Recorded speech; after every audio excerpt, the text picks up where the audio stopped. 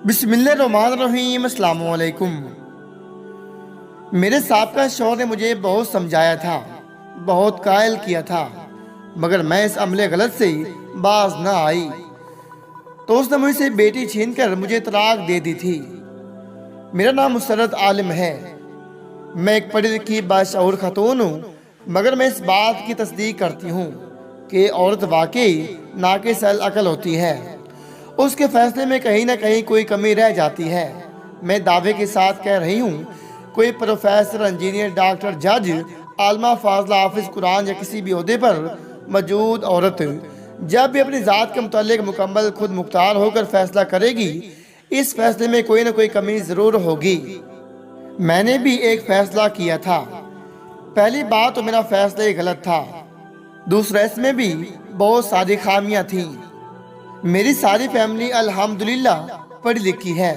मैंने भी केमिस्ट्री में एमफिल कर रखा है। मेरे घर वालों ने मेरी शादी दूर पार के एक रिश्तेदार सुफियान से कर दी थी। सुफियान मिलिट्री इंजीनियरिंग सर्विसेज में एसडीओ था।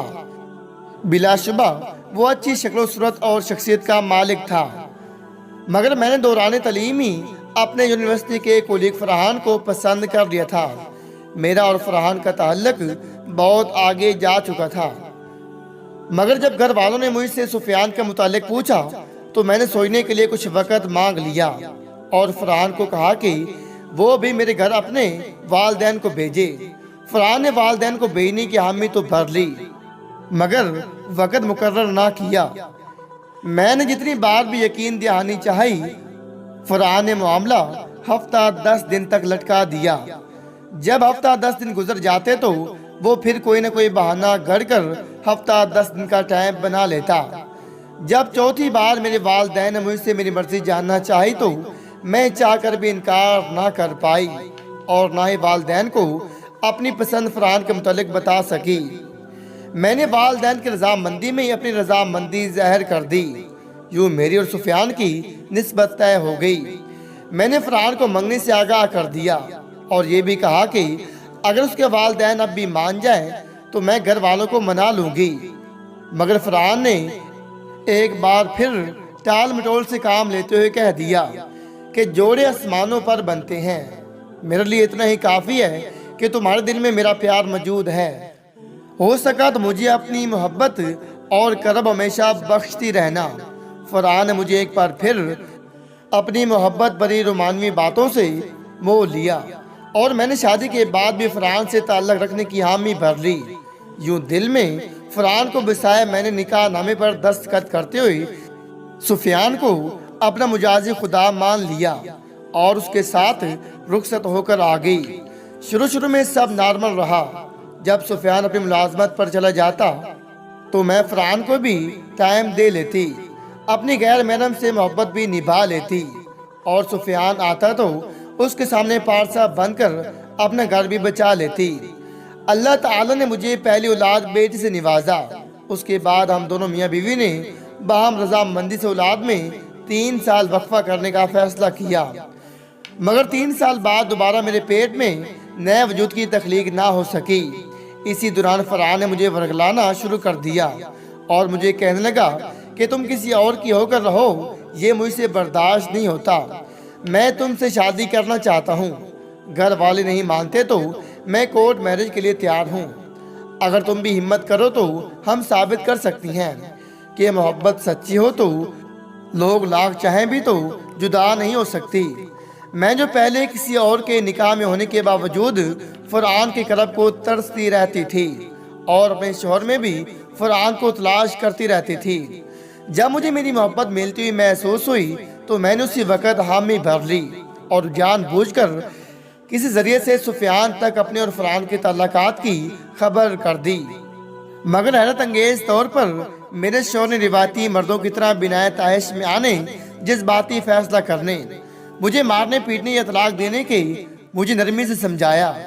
मुझे मेरे वालिदैन की इज्जत के मुतालिक सोचने का कहा, बेटी और घर के मुतालिक सोचने का कहा, मगर मैं किसी भी सूरत में फरहान के साथ ताल्लुक़ रखने से बाज ना आई तो मुझे कुरान और हदीस की रोशनी में गैर महरम से ताल्लुकात के अज़ाब के बारे में बताया, फिर भी बात ना बनी। तो मेरे वालिदैन से बात की, मगर चूंकि मुझे फरआन ने मोहब्बत के वादों पर सब्ज बाग दिखा रखे थे, लिहाजा मैंने फरआन के कहने पर अपने शोहर सुफियान पर घटिया इल्जामात की बौछार कर दी और सुफियान ने मजबूरन मुझसे बेटी छीनकर मुझे तलाक दे दी। मैंने बजाय वालिदैन के घर इद्दत गुजारने के फरआन के साथ फरार हो गई और इद्दत पूरी होने के बाद निकाह का इंतजार करने लगी। इसी दौरान फरआन के कहने पर मैंने अपने साबका शौहर पर बेटी हवालगी का केस कर दिया। फरआन ने मिल मिलाकर फैसला मेरे हक में करवा दिया, जो बाजार किसी भी सूरत में मुमकिन ना था। यूं मेरी 5 साल बच्ची भी मुझे मिल गई और तलाक के 1 साल बाद फरआन ने मुझसे निकाह कर लिया और मुझे लेकर कराची चला गया। कराची में मैंने प्राइवेट कॉलेज में पढ़ाना शुरू कर दिया और शाम को एकेडमी बना ली, जबकि फरआन ने किसी प्राइवेट फर्म में जॉब करना शुरू कर दी। मेरा और फरआन का वक़्त बहुत अच्छा गुजरा, यहाँ तक कि मेरे जहन से मुकाफात अमल वाली बात भी निकल गई। मैं अपनी खुशियों भरी जिंदगी में डूबी रही। मुझे कभी वालिदैन से बिछड़ने और अपने साबका शौहर पर बोहतान लगाने, एक मासूम बच्चे से उसका बाप छीनने का दुख ना हुआ। ना ही कभी फरआन की तरफ से मुझे कोई ताना या दुख या तकलीफ पहुंची। मैं अपने फैसले पर हर लिहाज से मुतमईन रही, यहाँ तक कि मेरी फरआन की शादी हुए 10 साल का वक़्त बीत गया। इन 10 सालों में कभी पलट कर भी मैंने वालिदैन की खबर ना ली, ना ही सुफियान के मुतालिक सोचा। मगर 10 साल बाद मेरा मुकाफात अमल शुरू हो गया। 10 साल बाद मैंने फरआन को अपनी बेटी के साथ गैर हालत में देख लिया। ये वो लम्हा था जिसने मेरी गुजरी हुई सारी जिंदगी और हर फैसले पर पानी फेर दिया। कुदरत की तरफ से मेरे मुंह पर मारा गया ये एक ऐसा जन्नाटेदार थप्पड़ था जिसको बर्दाश्त करने की सिकत भी शायद मुझ में ना थी, मगर तकदीर ने ये मेरे नसीब में लिख दिया और ये मेरे किए गए फैसलों का नतीजा था। मैंने तब तैश में आकर अपनी बेटी पर हाथ उठाया तो फरआन ने मेरा हाथ पकड़ लिया। उसी वक्त मुझे तलाक दे दी और फिर मुझे बताया कि कल मैं तुम्हारी बेटी से निकाह कर रहा हूँ। फरआन के मुंह से निकलने वाले ये अल्फाज फकत अल्फाज नहीं, पिघला हुआ शीशा था जो मेरे कानों में उंडेल दिया गया था। उस वक्त मुझे फरआन की तरफ से दी गई तलाक का दुख नहीं था जितना दुख मुझे फरआन का मेरी बेटी से निकाह करने का था। जब मुझे यकीन हो गया कि अपनी बेटी और फरआन के फैसले को ताकत के बल पर नहीं रोक सकती, तो मैंने गुड़गुड़ाना शुरू कर दिया। अपनी बेटी को हाथ तक जोड़ दिए और उसे इस्लामी तालीमात से समझाना शुरू कर दिया।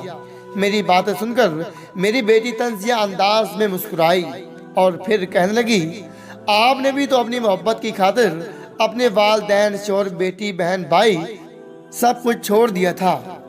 आपको भी तो इस फैसले से रोका गया होगा। आपको भी इन इस्लामी अहकामात का इल्म होगा जिनको आप आज मुझे पैरवी करने का कह रही हैं। तब आपने इन बातों पर अमल करना छोड़कर अपनी मोहब्बत को चुन लिया।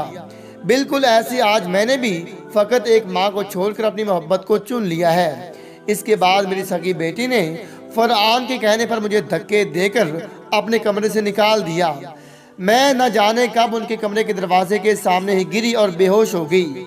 मुझे दूसरे दिन सूरज निकलने के बाद होश आई तो तब तक मेरी बेटी और मेरा साबका महबूब शौहर घर से जा चुके थे। मेज पर एक कागज रखा था जिस पर लिखा था, प्यारी माँ, कांटे बोने वालों का कांटे नसीब आते हैं। मेरी बेटी जा चुकी थी और मैं चाहकर भी उसे नहीं समझा सकी थी कि बेटी, मैंने कांटे बोए तो मेरे नसीब में कांटे आ गए। तुमने मेरी हालत देकर भी इबरत ना पकड़ी और तुमने भी अपने लिए कांटे ही बोए। एक हादसे की वजह से मेरी आंख जाया हो चुकी है। मैंने एकेडमी पढ़ाना छोड़ दी है, बल्कि पढ़ाना नहीं छोड़ी।